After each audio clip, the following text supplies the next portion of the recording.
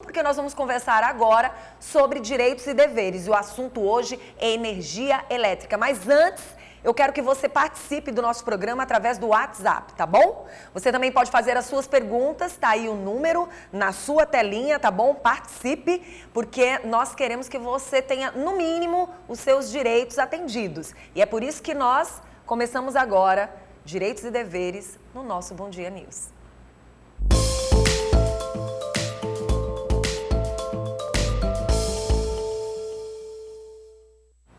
Hoje eu vou receber aqui no estúdio o advogado Lucas Borba e nós vamos falar sobre direitos e deveres. O consumidor vive tendo cobranças, seja de energia elétrica ou até mesmo de água. E quais são os direitos quando existem estas cobranças e como você pode se defender e até mesmo diminuir essa conta que a cada final de mês é, na verdade, um susto. É como se você, todo final do mês, assistisse um filme de terror sem gostar. Muito bom dia, doutor. Tudo bem? Bom dia, tudo bem. Seja bem-vindo ao nosso programa. Obrigado, é um prazer. O prazer é todo meu. Doutor, a gente costuma falar que em época de BR-OBRO, a energia sobe, né? Sim. Com os seus valores. Mas, na verdade, não é bem assim. A gente já vem sofrendo com o aumento da energia elétrica já há um bom tempo. Principalmente o piauiense sofre demais com as tarifas de energia elétrica. E aí a gente começa logo falando a respeito deste assunto. Como é que o consumidor deve ficar atento e quais são as observações primeiras que este consumidor tem que ter de atenção quando ele recebe a conta de energia? Porque a primeira coisa que ele vê, o valor. Aí parece que camufla as demais informações que tem nesse boleto. Como as pessoas devem ficar atentas? Essa é uma grande verdade. Há muito tempo, o consumidor ele vem sendo prejudicado com cobranças excessivas e, na maioria das vezes, abusivas. Ao receber a fatura, um cuidado especial que o consumidor deve ter é olhar, analisar, por exemplo, os 6 últimos meses, o seu consumo nos 6 últimos meses, para comparar com a fatura do mês atual. Se o consumidor, por exemplo, ali na unidade consumidora, na residência do consumidor, não houver um aumento excessivo no consumo ou não houver uma alteração no que diz respeito aos eletrodomésticos daquela residência e vier um valor a maior comparado aos 6 meses anteriores, então já fica claro num primeiro momento que tudo indica que há ali uma cobrança abusiva, uma cobrança indevida. E assim, ele deve correr atrás de seus direitos, sim, acionar a concessionária de energia elétrica, ou a concessionária de água, ou até mesmo acionar a justiça, caso não haja ali uma resposta satisfatória por conta dessas concessionárias de serviço público. No que a pessoa pode ficar atenta e no que ela pode dizer, não, isso aqui eu não vou pagar, isso daqui não é correto. Como ele pode ficar atento relacionado a essa quantidade de impostos? O que a gente deve pagar e o que possivelmente não seria nosso? Certo, é uma pergunta muito boa. A fatura, ela é composta de várias cobranças, né? Existe uma ideia que não é correta no sentido de que eu pago a minha fatura de R$100 por mês, estou pagando para a concessionária os R$100. Não é bem assim. A fatura ela é composta, por exemplo, do ICMS, que é o imposto estadual, é composto do PIS, COSIP, que é o imposto que é recolhido para o governo federal. Ela também tem um recolhimento para o poder público municipal e, além desses impostos, vem o consumo mensal, né? O que o consumidor ele tem que ficar atento é, como eu já disse até anteriormente, é na média do seu consumo. Vamos supor, se na minha unidade consumidora, na minha residência, eu frequentemente fico ali numa média de consumo de 100 kW. No mês seguinte, é atribuído a mim um consumo de 200 kW sem que eu tenha aumentado os eletrodomésticos da minha residência, eu já vejo, opa, aí tem algo errado.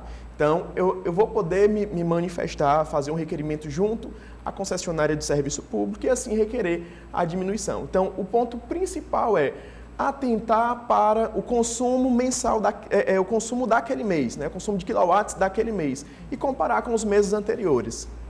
Existem aí as medições a cada mês. Como é que o consumidor tem que ficar atento? Porque muitas vezes ele tem muito a ver com o que você acabou de falar, mas como ele pode ficar atento relacionado a estas medições, de uma certa forma, com a legalidade e até com a cobrança? É observando desta forma também? Também observando desta forma. E também algo importante esclarecer, é que na maioria das vezes, quando um funcionário de uma dessas concessionárias de serviço público se dirige à unidade consumidora, algumas vezes eles elaboram um TOI, que é chamado Termo de Ocorrência e Inspeção, onde ali ele vai colocar, vai registrar, por exemplo, em se tratando de concessionária de serviço de energia elétrica, ela vai ali colocar no TOI todos os eletrodomésticos da residência e vai instaurar ali um procedimento, que na maioria das vezes, ao instaurar esse procedimento, eles vão multar aquele consumidor, mesmo não tendo nenhuma alteração ali no medidor de energia elétrica, mesmo não tendo nenhuma alteração nos eletrodomésticos daquela residência.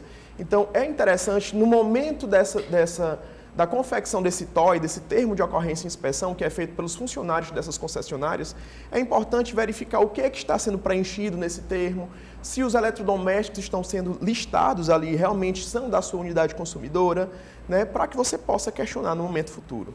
Muito interessante. Doutor, outro assunto que chama bastante a atenção da população é relacionado ao corte de energia. Você teve o corte de energia feito.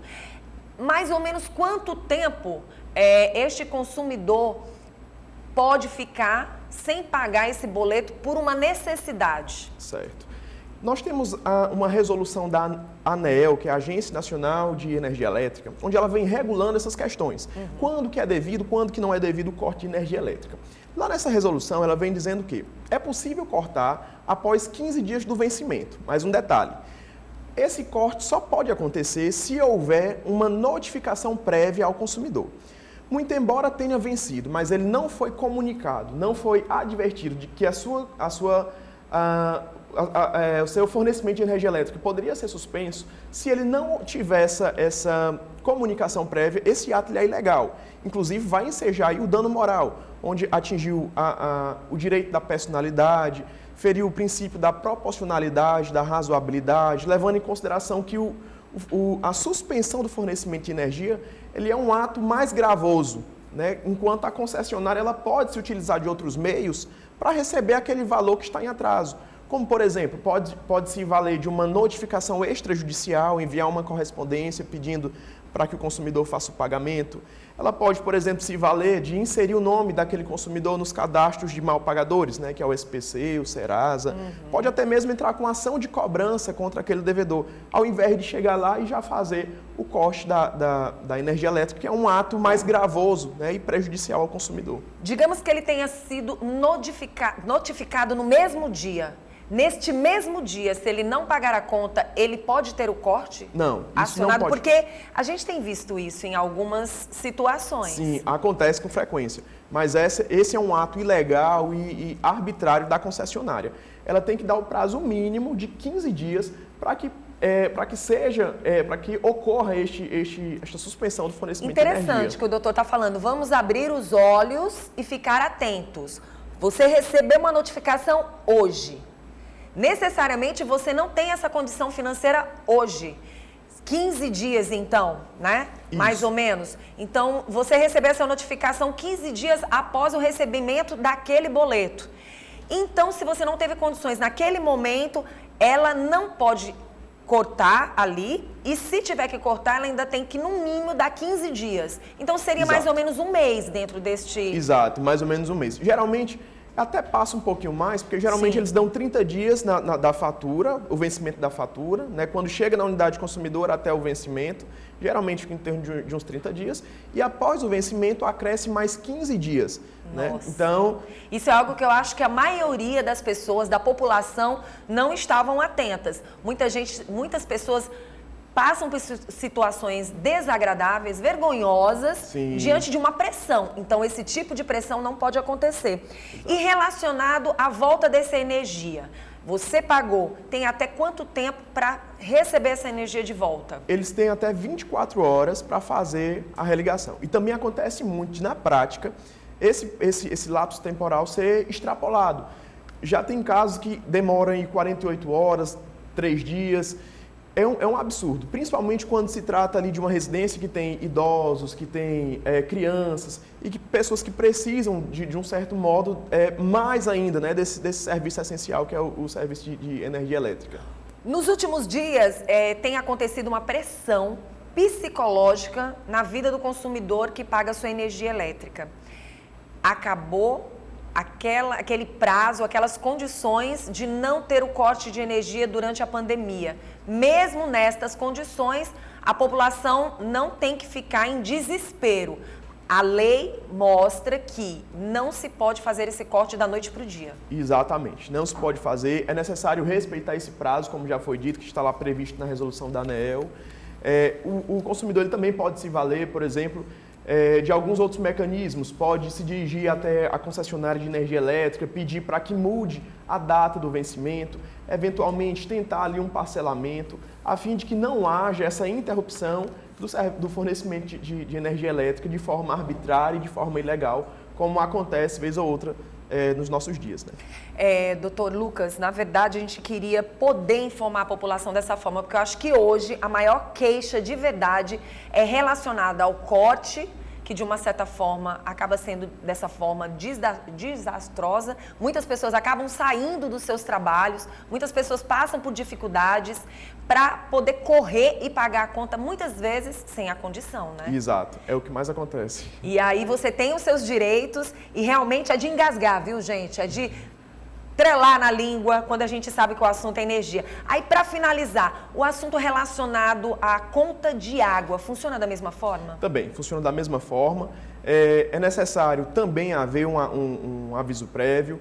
E na prática, a concessionária de serviço de água, ela é até mais flexível, sim, do que a concessionária de energia elétrica, mas da mesma forma, o consumidor, ao constatar que há ali um consumo elevado, um consumo excessivo, ele também pode se dirigir à concessionária, tentar ali fazer um requerimento para que solicitar uma revisão lá no medidor de água, né, para que assim seja corrigido eventual vício ou problema que esteja ali sendo caracterizado ou supostamente ocorrendo naquela residência. E quando o assunto é a taxa de esgoto?